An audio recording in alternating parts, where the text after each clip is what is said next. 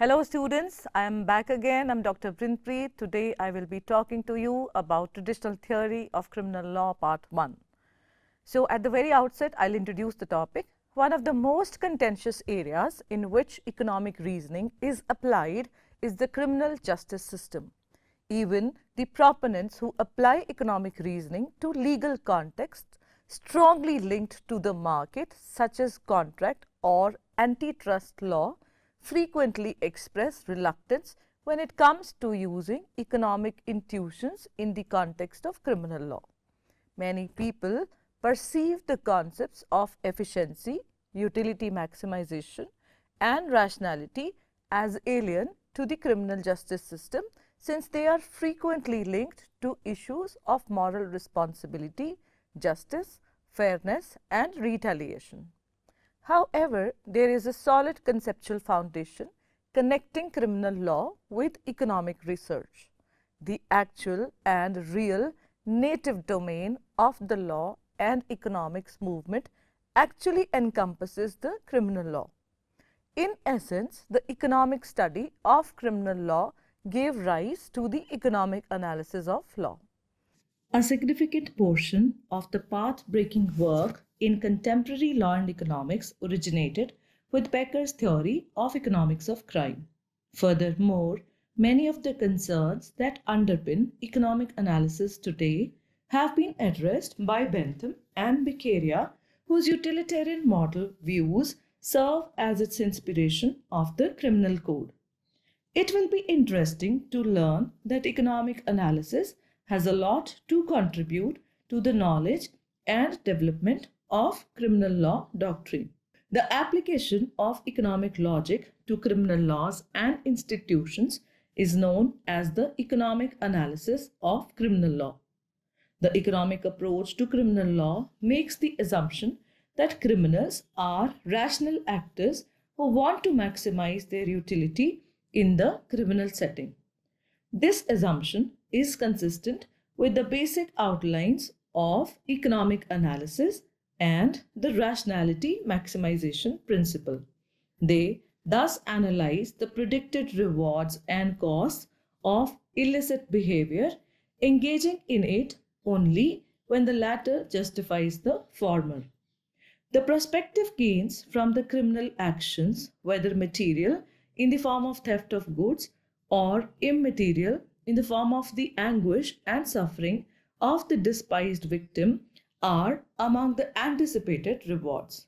The cost of performing the crime, such as the expenditure involved in the equipment for breaking into homes, the expenses of escaping arrest, such as the cost of gloves or destroying evidence, opportunity costs, and above all, the anticipated consequences of receiving a jail sentence are all considered costs of the indulging in an illegal act.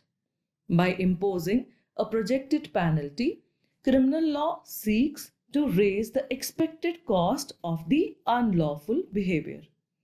An ideal degree of severity for the anticipated punishment or price will discourage the potential offender from committing the offense. Therefore, the focus of the economic analysis of criminal law and punishment involves deterrence.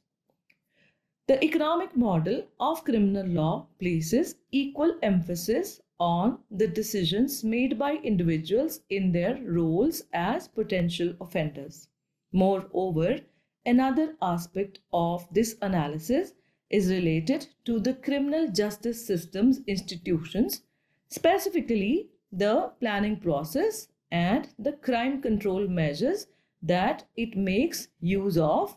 Deterrence and crime prevention do not come free of cost. They are dependent on the state allocating funds for the pursuit and prosecution of criminals, as well as the expenditures associated with putting these individuals behind the bars. The state wants to maximize its utility just in the way potential criminals want to maximize theirs within the limitations placed upon them. Furthermore, the state's utility function can be designed to minimize the total estimated cost of crime and crime prevention in the light of the expenses related to law enforcement. Stated differently, the goal of the criminal law machinery, according to the economic analysis of criminal law, is to achieve an optimum level of crime and deterrence rather than totally eradicating crime or completely discouraging people from committing crimes. Finally, the regulated activities are the main emphasis of the economic approach to criminal law. Now we discuss the philosophical basis of the economic theory of criminal law. The core of the traditional criminal law theory was Kant's thesis, which was grounded in retributivist philosophy. The idea that guilt is the only basis for punishment is a fundamental component of retributivism. It is not permissible to use punishment to advance the interests of the criminal or even of the society as a whole. Retributivist theory holds that humans should not be viewed as objects to be used for the benefit of others, and punishing someone in order to achieve a higher goal, like discouraging others from committing the same crime, amounts to objectification. The focus on deterrence or the social ends that are promoted through the imposition of punishment rather than retribution and moral culpability is one of the distinguishing characteristics of the economic analysis of criminal law as compared to the traditional retributivist approaches to criminal law, as has been already stated. The foundational theories of utilitarianism and instrumentalism in legal theory, Jeremy Bentham, Cesare Beccaria, and Thomas Hobbes, are responsible for the economic analysis of criminal law and the deterrence-based argument for criminal punishment. We first discuss the ideas of Thomas Hobbes. The social contract theory developed by Thomas Hobbes was the first attempt to justify criminal law by looking at it through the lens of underlying societal goals rather than its own inherent basis.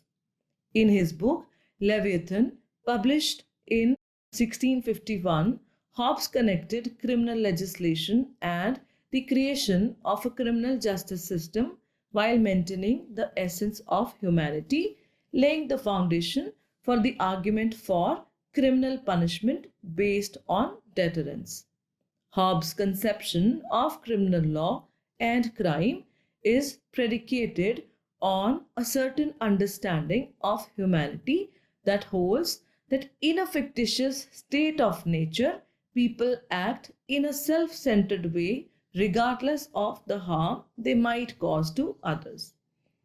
Mankind's state in the absence of sovereign authority is therefore one of the perpetual war motivated by their need for tangible or intangible things, that is, food, prosperity, and power.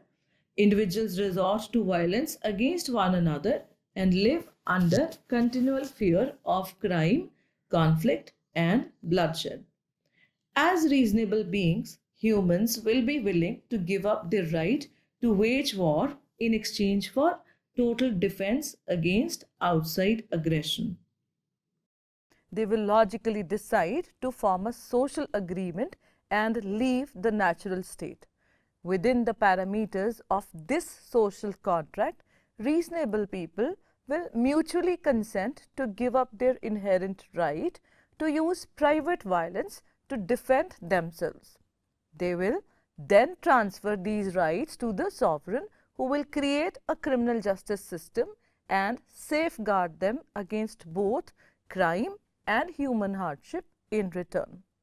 Therefore, the purpose of the law and the sovereign is to uphold the social contract and discourage individuals from breaking it by indulging in illegal behavior. Hobbes argues that the sovereign has the right to enforce criminal penalties through the use of force in order to maintain the social agreement. According to Hobbes, for a crime to serve this purpose, the penalty must be greater than the gain that the offender experiences from committing the crime. Moving on to discuss Cesare-Beccaria's approach. Cesare-Beccaria's essay on crimes and punishments, which drew support from social contract theory, argued for the legitimacy and bounds of criminal punishment. Beccaria used the same logical assumption that humans are rational beings looking to pursue their pleasures as Hobbes did in his description of the natural world. Additionally, Beccaria made the same argument as Hobbes that the pursuit of one's own interest may lead to actions that injure other people and that as a result, man is predisposed to a life of perpetual conflict. Beccaria believed that men would be prepared to give up a part of their liberty in order to get out of such a condition of conflict and live in peace with the remaining liberty. The tools of criminal law and punishment are meant to protect the foundations of liberty and peace. These organizations are necessary to rein in the aberrant behavior that a person capable of free will and reason would commit in an effort to further their own interests and needs. Beccaria outlines the parameters of penalties and the restrictions on the methods of administering them, emphasizing the need for clarity in discouraging future lawbreakers. His proportionality theory is founded on a cost-benefit analysis. Penalties must serve as a deterrent in order to be slightly greater than the enjoyment experienced during the deviant conduct. Any punishment that is more severe than what is required to prevent people from committing crimes would be deemed to be unfair. Further, we discuss Jeremy Bentham's ideas. Bentham provided an explanation of Beccaria's theory of punishment by connecting the concepts of utility to the three penal principles of Beccaria, that is deterrence, proportionality, and certainty. Bentham's philosophy rested on a hedonistic understanding of human nature. He said pain and pleasure are the two sovereign masters that nature has placed over humanity. They are the only ones who can advise us on what is right and what we should actually do. Bentham derives the concept of utility from the sovereignty of the creators of pain and pleasure, which states that the greatest happiness of the greatest number is the measure of right and wrong. In other words, according to Bentham, only happiness is an idea that has an inherent worth. Bentham believed that the self-interested pursuit of happiness and pleasure, as well as the avoidance of suffering, may be the basis for all human activity. Before choosing whether to do any given action, people weigh the benefits and drawbacks in relation to their goals to maximize pleasure and minimize suffering. All of this pertains to the criminal realm. According to Bentham, the profit of the crime is the force which urges man to delinquency, and criminal punishment is a particular kind of suffering that results from a criminal act. A crime will be committed if the gain from the offense outweighs the penalty and vice versa. Bentham believed that crime was a reflection of utilitarian inclinations, which suggests that decisions to commit or refrain from crimes were made rationally. Furthermore, Bentham also believed that punishment was in the category of pain and should only be used when doing so would only increase pleasure in general.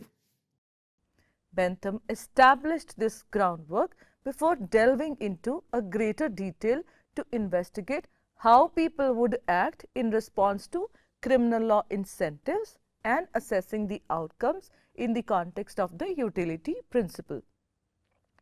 Bentham's writings include a thorough explanation of how the concept of utility is applied to criminal law along with the recommendations for effective punitive measures. Much like the utilitarian theory of ethics, his theory of criminal punishment justifies the use of force only in order to achieve the desired results, namely discouraging the offender from committing the same offences in the future, that is individual deterrence, and discouraging other potential offenders from committing the same offences or a general deterrence. Now let us discuss what are Gary Becker's ideas. Bentham did not develop his application of utilitarian reasoning to crime and punishment until the late 1960s, when Becker's groundbreaking work on crime and law enforcement sparked a surge in interest in the economic study of criminal law. Becker and his followers centered their study on the neoclassical economic concepts of preferences and choice, in contrast to Bentham and his fellow utilitarian theorists who stressed the hedonistic conceptualization of the human subject with the underlying conceptions of pain and pleasure. Becker addressed the following problems by using cost-benefit analysis and fundamental economic theory. How many resources and how much punishment should be employed to enforce different forms of legislation? How many transgressions should be accepted and how many violators should escape punishment? As has been previously mentioned, this study on the economics of crime was the first one to systematically apply cost-benefit analysis and economic rational choice theory to the legal domain. Becker demonstrates how interactions between people and law enforcement are reflected in the level of crime. Beginning with the viewpoint of the individual, that is the potential offender, the fundamental tenet of the model, which is based on the economic rational choice theory, is that an individual commits a crime if the anticipated benefit from it surpasses the anticipated cost of the crime and any alternative benefit from devoting his time and resources to other activities, whether they are legal or illicit. People commit crimes due to their varied costs and advantages, not because their underlying motivations are different from those of the law-abiding citizens. Rather, to demonstrate Becker's idea, it can be assumed that all potential offenders stand to gain from participating in the illegal action. This we term it as B, both in terms of the tangible and intangible advantages of the crime. The expenses that are incurred by the criminal as a result of law enforcement actions depend upon the seriousness of the penalty, that is C, and the probability that it will be applied, which is called P here. The person's net expected rewards from crime under the circumstances will be B minus P into C. The following prerequisite is the basis for the potential offender's choice to commit a crime. This will be explained by the expression B minus P into C is greater than 0. Standard differentiation states that criminal activity will increase when B rises and decrease when either P or C rises.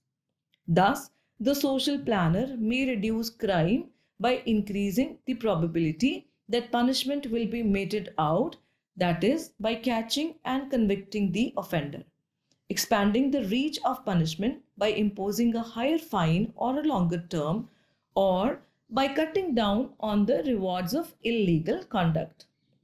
To put it another way, the social planner's decisions about how much to spend on arrest and conviction, the severity of the punishments for various crimes, and the amount to spend on education, job training, and transportation for the improvement of society all play a role in determining the amount of crime that occurs in a given society. Becker believed an economic theory of optimum enforcement is based on these underlying presumptions, contending that the form of criminal legislation, enforcement, and punishment should be designed to minimize the net cost of crime and crime prevention. These expenses consist of the net harm, that is, the injury to society minus the profit to the criminal caused by the illegal action, the costs associated with being apprehended and found guilty, and the costs associated with punishment. The social planner must therefore refrain from making the activity illegal if the overall harm produced by it is not more than the whole expense of being apprehended and punished. Becker added the concept of an ideal level of criminal activity in addition to the previously discussed view that criminal penalties and attempts to apprehend and convict people are the replacements for actual law enforcement measures. He contended that the social planner may save money on law enforcement expenses by raising the penalty while decreasing the likelihood of being apprehended and found guilty. Putting it in other words, the social planner can lower the cost of combating crime while maintaining the level of expected punishment by sufficiently increasing the penalty meted out to those found guilty to balance off a decrease in the expenses associated with catching criminals. Becker's logic implies that the best penalties have the highest possible level of severity. Now, what did Richard Posner have to say about this? Becker's revolutionary research was criticized by the critics who believed that his model did not adequately account for key components of criminal law, such as the function of mens rea. A wide range of perspectives on the criminal justice system were provided by the significant expansion of economic analysis of criminal law that followed Becker's writings. These perspectives included analysis of the tort or criminal distinction, the relative merits of fines versus imprisonment, general and marginal deterrence, and the certainty-severity trade-off. Following this line of inquiry, Posner's landmark paper titled An Economic Theory of the Criminal Law, published in 1985, marked another significant turning point in the history of the economic analysis of criminal law. This was the first study to fully treat the actus reus and mens rea, two crucial components of the criminal law concept, in detail. Posner examined the laws governing insanity, attempt and conspiracy, special purpose offences, and laws pertaining to numerous offenders. Posner asserted that the primary goal of criminal law is to stop individuals from ineffectively avoiding the market. Posner's argument is predicated on the idea that the market distributes resources and things more effectively than alternative forms of coerced exchange when transaction costs are minimal. People resort to criminal activity as a means of avoiding these kinds of market exchanges. Therefore, it is nearly a given that the transfers that these kinds of actions enable are inefficient.